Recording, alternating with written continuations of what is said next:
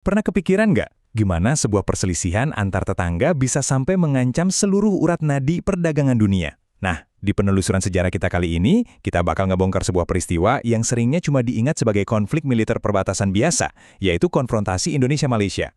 Tapi tenang aja, hari ini kita nggak cuma ngomongin soal tembak-tembakan.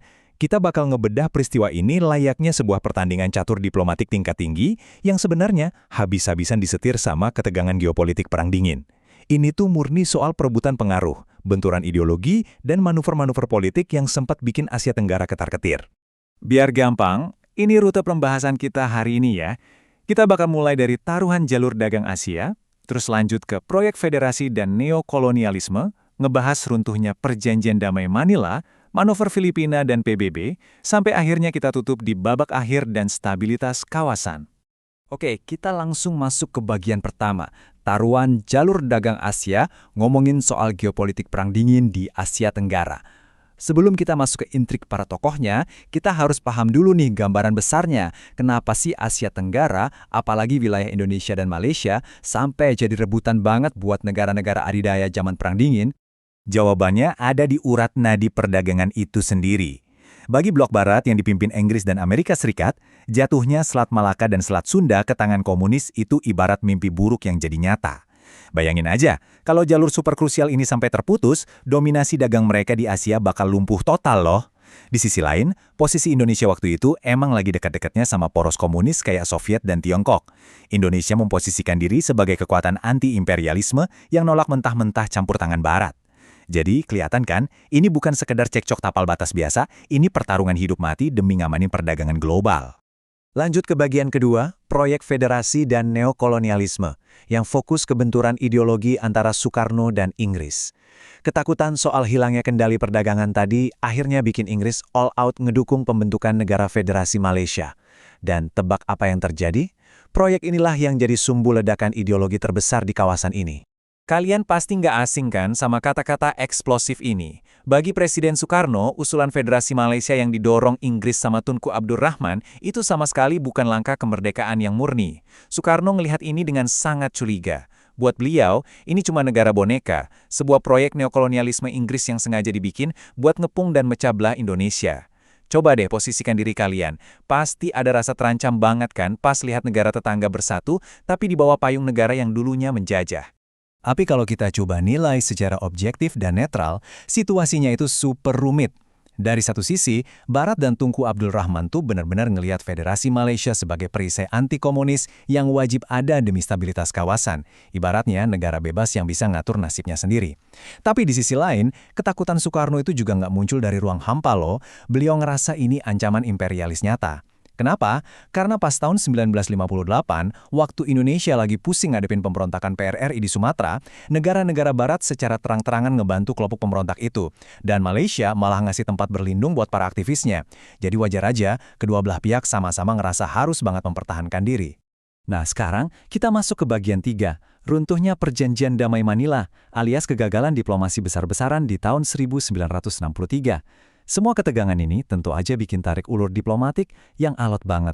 Sebenarnya, mereka udah sempat nyari jalan tengah, tapi akhirnya malah ambyar gara-gara tekanan geopolitik global. Tahun 1963 itu, wow, benar-benar tahun yang serba cepat dan kacau. Sempat ada secerca harapan waktu Konfederasi Mapelindo yang isinya Malaysia, Filipina, dan Indonesia dibentuk lewat Perjanjian Manila. Mereka udah sepakat nih, nunda pembentukan federasi dan nyerahin urusannya ke PBB. Tapi harapan itu langsung buyar waktu Tunku Abdul Rahman tiba-tiba ke Inggris di bulan Juli dan tanda tangan Perjanjian London. Langkah ini seakan-akan ngelewatin gitu aja semua kesepakatan damai yang baru aja mereka bangun susah payah di Manila. Dan puncaknya, didorong desakan dari pihak Inggris yang nggak mau ada penundaan lagi, Perdana Menteri Tunku Abdul Rahman bermanuver nyeleneh dengan mendeklarasikan Federasi Malaysia secara sepihak di tanggal 16 September 1963. Yang bikin panas, ini dilakuin bahkan sebelum Sekjen PBB, waktu itu UTAN, ngeluarin hasil riset resminya soal kemauan masyarakat Sabah dan Sarawak. Buat Indonesia, deklarasi mendadak tanpa nunggu PBB ini jadi bukti absolut kalau Malaysia itu beneran cuma alat menjajahan Inggris. Buntutnya? Sehari kemudian Indonesia langsung mutusin total semua hubungan diplomatik.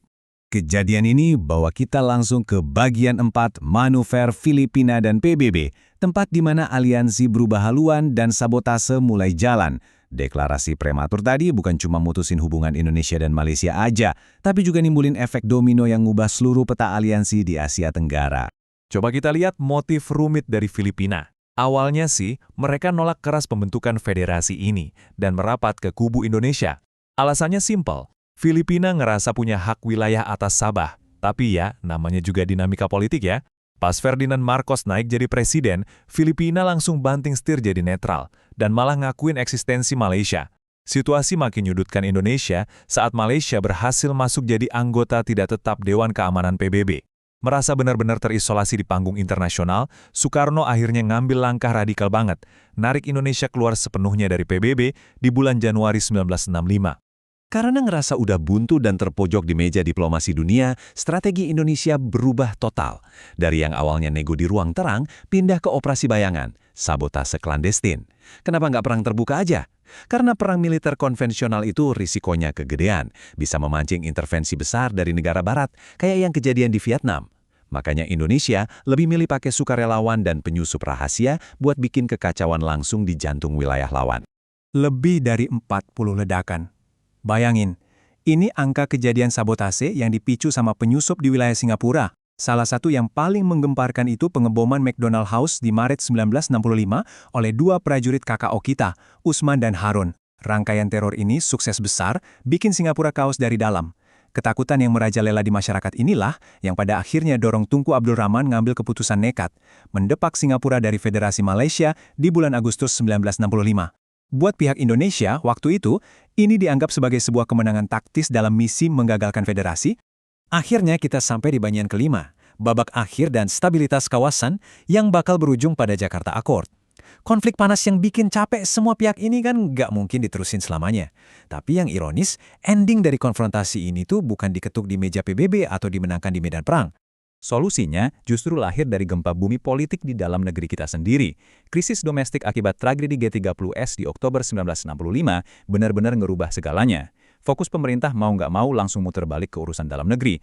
Ini bikin pengaruh politik Soekarno merosot drastis sampai akhirnya beliau lengser. Nah, naiknya Soeharto dan Orde Baru ini bawa haluan yang 180 derajat beda. Pemerintah mulai ngerapat ke blok barat. Berhubung negara-negara barat emang punya kepentingan gede buat jaga stabilitas kawasan pasca kemerdekaan Malaysia, tensinya pun cepat banget meredah. Pergeseran di dalam negeri inilah yang jadi jalan lahirnya Jakarta Accord pada 11 Agustus 1966. Hubungan diplomatik akhirnya dipulihkan dan fondasi perdamaian modern di kawasan kita terkunci rapat sejak saat itu. Pada akhirnya, ini nyisain satu pertanyaan provokatif yang pantas banget kita renungkan bareng. Apakah stabilitas dan perdamaian di Asia Tenggara yang kita nikmati hari ini tuh beneran kemenangan diplomasi murni dari negara-negara serumpun? Atau jangan-jangan cuma sekedar kebetulan, sebuah produk sampingan dari pergeseran kekuasaan domestik dan efek meredupnya Perang Dingin? Sesuatu yang menarik banget buat dipikirkan ya. Terima kasih udah ngikutin penelusuran sejarah ini dan sampai jumpa di pembahasan selanjutnya.